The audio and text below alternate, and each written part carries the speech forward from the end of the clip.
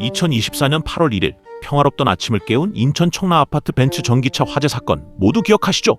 순식간에 잿더미가 된 87대의 차량과 그 외 피해를 입은 820여 대의 차량들, 지하주차장 설비 소실로 인한 대규모 정전 단수로 인해 주민 400여 명이 임시 주거시설로 대피하는 큰 불편을 겪었던 입주민들. 하지만 더 끔찍했던 건 그 이유였습니다. 누가 책임지나? 내 차 보상은 언제 받나? 재판 결과가 나올 때까지 기약 없이 기다려야만 했던 그 막막한 현실, 정말 답답하기 그지 없었습니다. 왜 기약 없이 기다려야 했을까요? 이러한 사고는 원인이 복잡하게 얽혀져 있는 원인 불명 사고가 많기 때문입니다. 명탐정 코난에서 피의자들을 불러놓고 범인을 밝혀내는 과정과 비슷한데, 현실에서 속 시원한 명탐정이 그때그때 나타나지 않기 때문에 범인을 찾아내는 과정이 오래 걸리면 오래 걸릴수록 피해자들은 기약 없이 기다려야 하는 것이죠. 화재 피해를 입은 곳이 아파트 주차장이어서 아파트 화재보험으로 건물을 보수를 했고, 자차 보험 차량들은 자동차 보험에서 선처리 후 구상 대상을 보험사가 찾았지만 그 외의 차량들, 이륜차, 자전거 소유자들은 어땠을까요?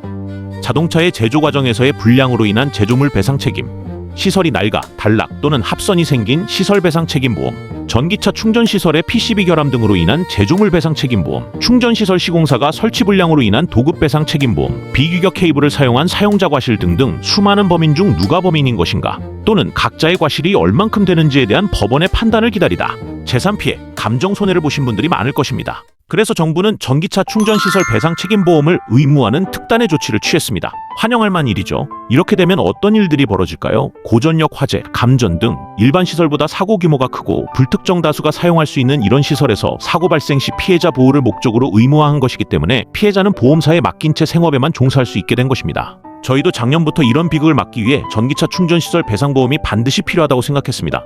하지만 보험가입은 비용이 드는 일이고 관리비에서 십시일반 걷어서 가입해야 하는 부분이었죠. 의무화가 아닌 이상 이런 보험은 비용이 조금 비쌀 수밖에 없죠.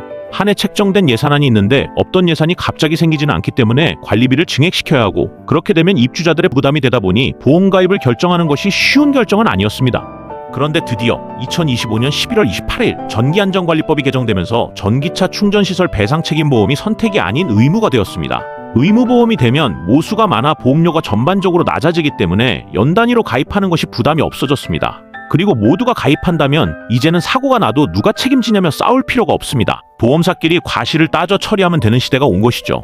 그렇다면 어떤 곳들이 의무적으로 가입해야 할까요? 전기안전관리법 제21조 3항에 따라 공공건물, 아파트와 같은 공동주택, 그리고 지자체가 설치한 주차장은 모두 의무가입 대상입니다. 그 밖에도 환경친화적 자동차의 보급을 위하여 설치할 필요가 있는 건물시설 및 그 부대시설도 의무적으로 가입을 해야 합니다. 뿐만 아니라 종교시설, 요양원 같은 노유자시설, 공장과 창고시설에 있는 충전기, 심지어 야영장까지 전기차 충전기가 있다면 무조건 가입해야 합니다.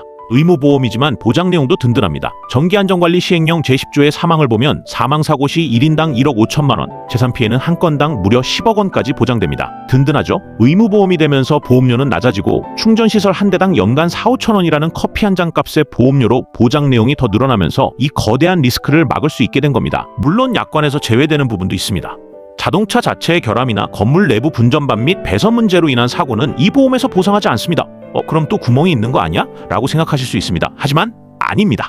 제조사 결함은 제조물 책임보험으로, 배선 문제는 화재보험 등으로 이미 촘촘하게 짜여 있는 것이죠. 사고의 원인이 어디인지에 따라 책임만 달라지는 것입니다. 즉, 이번 의무화는 흩어져 있던 책임의 사각지대를 완전히 없애겠다는 국가의 선언인 셈입니다. 이제는 보상받을 길이 없어 소송하거나 억울한 피해자가 발생할 일 없이 보험사끼리 과실을 따져 처리하면 된다는 말입니다.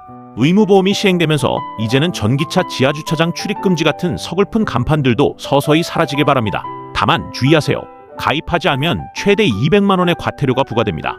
2026년 1월 1일부터는 본격적인 단속이 시작되었으니 늦지 않게 준비하셔야 합니다. 아는 만큼 지키고 준비한 만큼 안심할 수 있게 됩니다. 유익한 정보 되셨다면 구독과 좋아요 부탁드립니다. 감사합니다.